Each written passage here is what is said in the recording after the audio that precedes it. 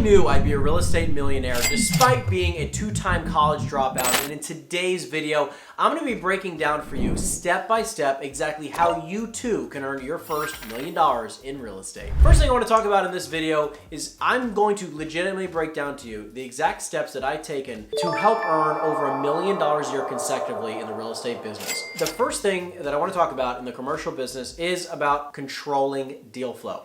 So what I want to break this down because this has a couple different facets of it. It's specifically about finding great opportunities and then having the right people to pitch them to. So this is going to be a couple, kind of like a twofold piece here. So point number one, it's all about finding great deals. So if I can give you any piece of advice right off the bat, you need to learn how to find fantastic, great opportunities that you can be sending to your investors. Well, let's just talk about exactly how to do this. So finding great deals, let's boil it down. Number one, you're going to want to be looking at similar things that I use, which is CoStar and Reonomy, which are my two favorite softwares that you can use to then pull data from those. Now again, you could use things like the tax records as well, but I use Reonomy and CoStar. I will pull data from those softwares and then I will clean it using a software called Batch Leads, and then I will call that list using a dialer. I've now called all these numbers. I'm combing through these people. I generate a lot of leads, but now it's not just enough to get somebody who wants to sell. I'm saying, how do you find great deals? Great deals is a whole different level, which is a price point on a property that is so good anybody would buy it. This is a price point where you can easily make 6% commission all day long, every day of the week, and your buyer is not going to drive you crazy trying to, nickel and dime every single point. These are the deals that you need to be hunting for, and these are one in a blue moon type of deals sometimes if you don't think in the right way, which is you need to become a master negotiator on these deals that you're working on, because it's not just about cold calling, but it's about negotiating the deal and explaining the deal of how it makes sense to a seller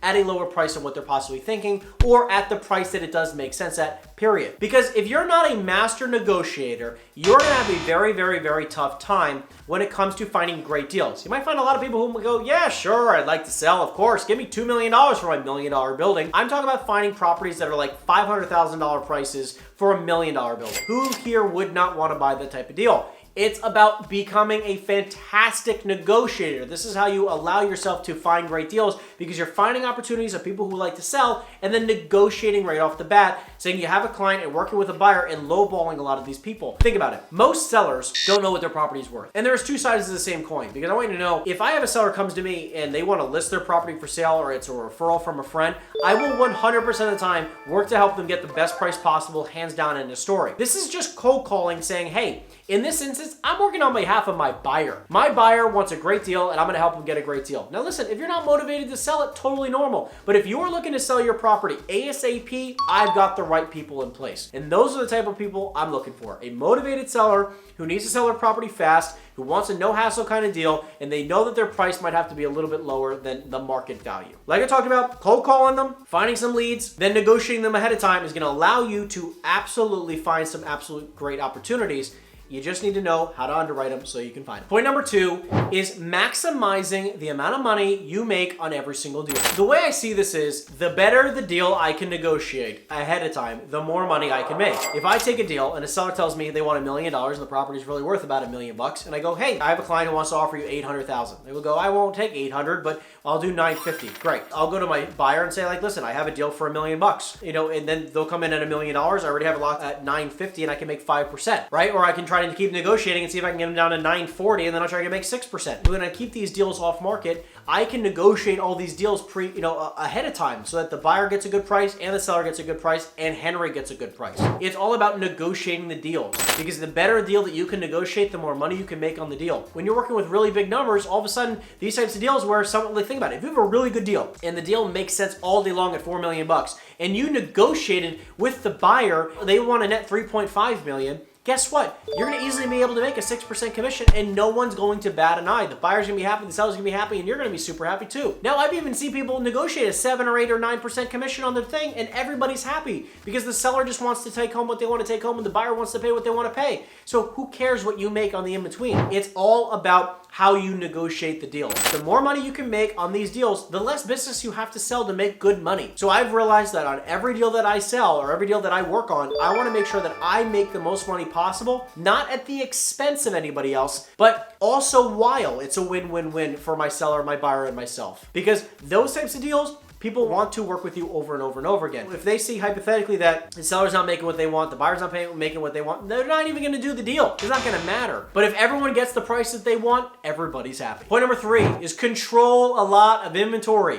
When you control a lot of off-market product, you are going to be in high demand, I promise you. The only reason why I'm able to do the volume that I'm able to do is because we have an insane amount of off-market inventory. We have so much inventory, we have so many people who are constantly looking for deals, so it's very hard to not be doing a lot of business. You have to think in your head, doing 100 deals a year is just the norm. It's normal for me to do it. If the average person in your office does 2 deals a year and you're in a weird environment, you're not gonna have an easy time thinking in your mind that like it's even possible to do 5, 10 plus deals a month in the commercial world. But if you're in an office or in an environment where people are doing deals every single day, every single week, every single month, every quarter, every year, you're gonna be like, this should actually be easy, therefore it is. I came from the residential world where I was selling over 100 properties a year. So in my mind, I'm like, listen, selling 100 properties a year is just the standard. Doing 8 to 10 deals a month is just the standard. If I want to make the money I want to make, if I want to make a fortune the way I want to make money, I need to be selling 8 to 10 deals a month. Now, don't get me wrong. Best part about it is that the commission's got 10 times as much as well. If you can have that mental focus, which is controlling a lot of inventory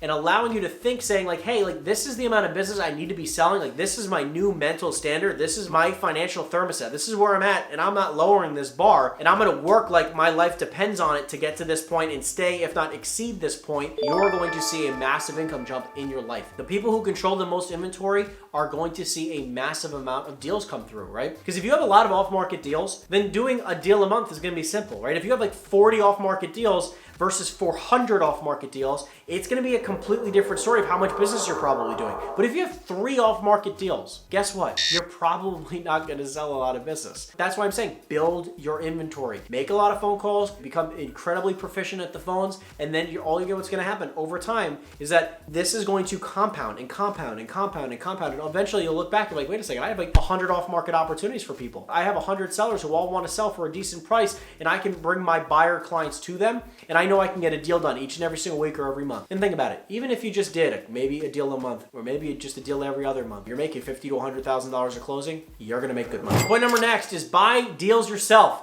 The best of the best stuff, you need to have the mindset saying, I'm gonna buy the best stuff. And if you have an unbelievably good deal, like I've come across in my career, where those types of deals where you're like, geez, this deal is unfreaking believable. Like someone's gonna make a lot of money on this property. Find a way to raise money. Find a way to do business. Find a way to close the deal on your own. This way, guess what? You have to take part in that wealth creation. Don't just think like a realtor, think like an investor first. What would an investor do here? Would an investor buy this deal, or would an investor pass on this deal? So again, you wanna think like an investor first. You wanna say like, okay, if I was gonna buy this deal, what would I need to do? How much money do I need to raise? What kind of returns can I give out? And what kind of money am I gonna make overall in this deal? And if that number is crazy, guess what? You should probably buy the deal. Now, if it's only gonna make 10 or 15 or maybe 20% IRR, which I'm not saying a 20% IRR is not good. I'm saying the deals where like, I've seen deals where, we've come across a 40, a 50, 100% IRR in 2 or 3 years. Those are the types of deals, which is an internal rate of return for those of you who are wondering what that is. Those types of deals, you find a way to freaking buy that deal. And if you have an unbelievable deal, make sure you go in the description down below and call me. Get on a call right now with me if you have an unbelievable deal, and I will help you do the deal. We'll find a way to help you make some money. So again, if you have any great deals, make sure you reach out to me, because whether it's me or one of my partners, we'll find a way to do the deal. It's important to know that you need to have the mindset of an investor, and then you can act like a broker after you decide whether this makes sense for me to buy or not. But you have to think like an investor at some point in this business and buy some deals, or guess what? You're not going to ever have the ability to retire. If you don't buy deals that eventually will pay you to not be doing much, right? Which is essentially the tenants are just paying down your debt and paying you some cash flow. If you don't eventually buy enough of those properties, you're going to be 20 years into this and you're going to be like, I'm still doing this? But all you're going to be wanting to do is trade your cash for cash flow. And now you can increase that level of cash flow over time, and eventually, guess what? You're gonna look back over 10 or 20 years and be like, I'm making $1 million a year from my cash flow. I don't care if I sell a property this month. I'm gonna try to, but if I don't, who cares?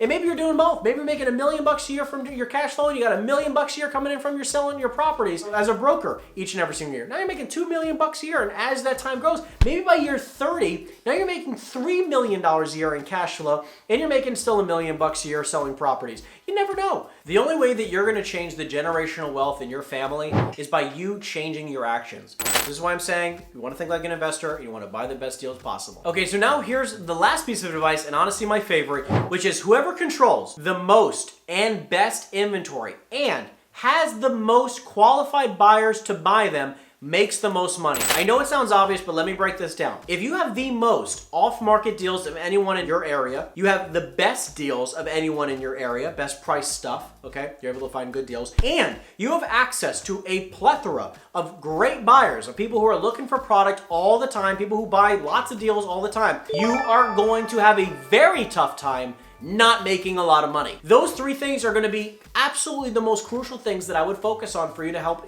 increase your income this year. Work on finding more off-market deals at great prices and have a laundry list of buyers that you can sell these deals to. Because again, it will be so difficult for you to not make more money if you have those three pillars built out, no problem. I know there's a lot of stuff in this video. I would rewatch this over again and I would just focus on the things that absolutely will drive revenue to your bottom line and help you make a lot of money. If you have any questions, make sure you put it in the description down below. Other than that, guys, I appreciate you and I'll see you in the next video. Take care. If you're still watching this video, that means to me that you're a committed real estate agent and you're looking to take your life and business to the next level. I'm just curious. Why have you yet to schedule your free, no obligation coaching consultation? All you have to do is simply go in the description down below, and people are telling me this call has been the most unbelievable, the most powerful call they've had in their entire career. And here's just a few of the individuals who have taken full advantage of this call. And my mission is to support as many realtors as possible, build a 6- and 7-figure net income business so that they don't have to rely on this industry anymore for their everyday income. If you're a committed realtor, which I can seem like you are, all you have to simply do to take full advantage of this free coaching consultation is to go in the description down below and schedule your free call now.